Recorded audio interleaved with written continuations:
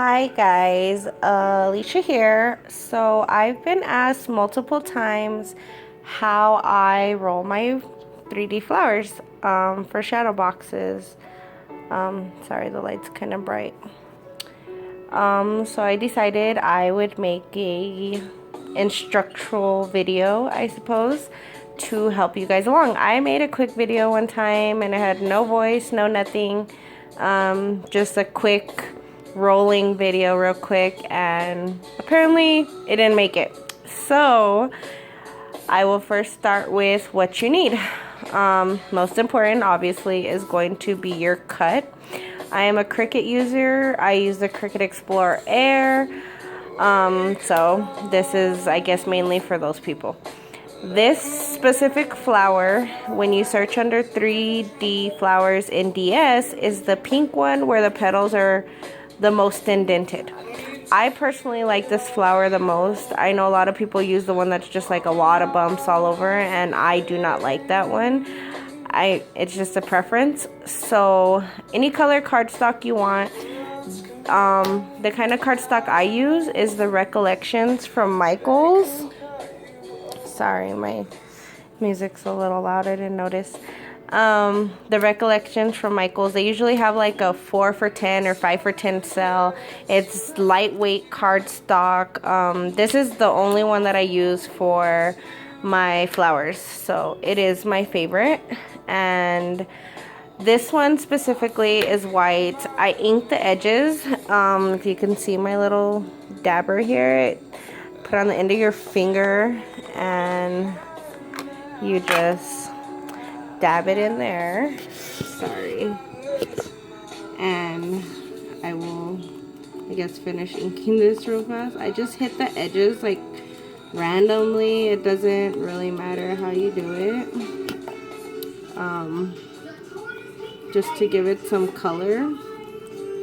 You're not supposed to do that.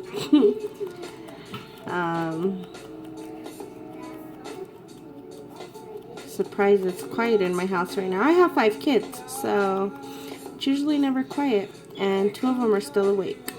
So glad I found the time. And for this one, I mean these ones are kind of almost pointless because they're like on the inside, so you don't really need to do them because it kind of makes it look like a solid color because they're all together. I obviously don't do this last circle because this is the part that you glue onto the back. Tangled mess. Like my life. Anyways, these I found at Michael's in like a big set. I don't know what they're called. I just call them dabbers. They're optional. I mean, obviously, if you use a solid color, you're probably not going to ink the edges unless you want to. I also use alcohol. I preferably like this little bottle that I found in the travel section at Walmart because the spray area isn't like so huge, so it won't be making a mess. You'll need a glue gun. This is my old ugly little one that I started off a long time ago with. I prefer the small one when I'm making flowers only because I continuously burn myself, and my big one is just too bulky, like for my hands and stuff. I use a quilling tool. I don't know if you can see. I doubt you can see. That's not gonna focus. It has like a little split in the middle.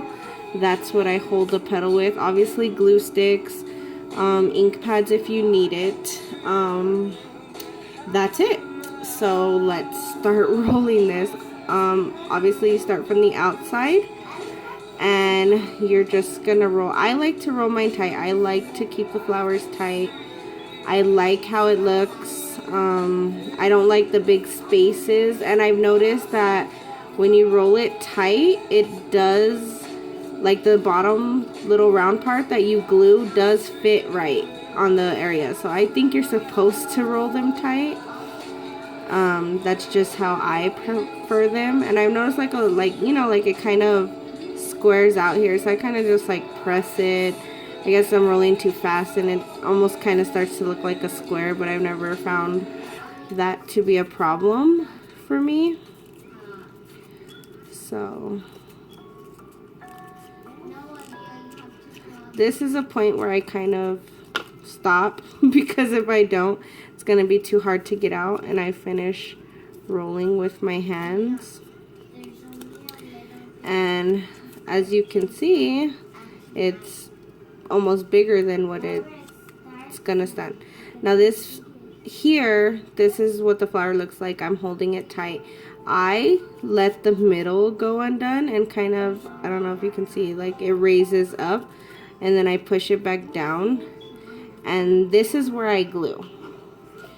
This is a point where I glue because I mean the glue's hot for a second, so it still gives me time to, for some reason my glue's not coming out.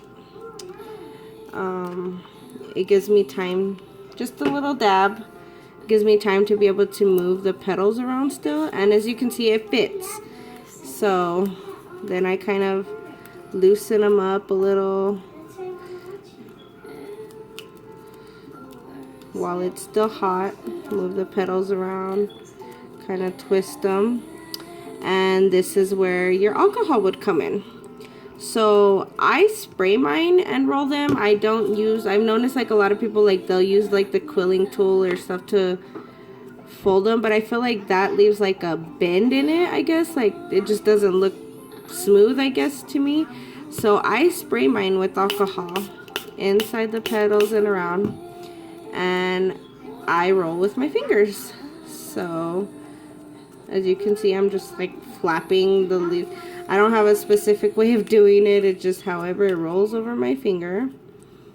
And all the way around, all the petals. I should have inked these ones a little more. There's hardly any color on those. So this center part, because they're so tight, you can't really like get your finger in there. So what I do is I literally squish it down while it, you know, I spray and I squish it down, as long as it feels kind of wet to the touch, and I stretch out those little areas, open it up, and I mean it will take a little while to dry. I guess it's paper, so alcohol won't dry as fast on paper. And that is how I do my roses. Honestly, I kind of like the fuzzy, like if you look closely, there's little fuzzes on the paper, like I guess from it getting wet, and I like it. I feel like it makes it look more smooth and pretty. And these, as you can see, like there's not like the empty gaps where you see like a bunch of random space. I guess that's from rolling them tightly and keeping them tightly. So keeping them tight. I hope this helped some of you, and if you have any questions, feel free to message me or comment, because this is my first video, and I look forward to doing more tutorials with Cricut projects. Yay!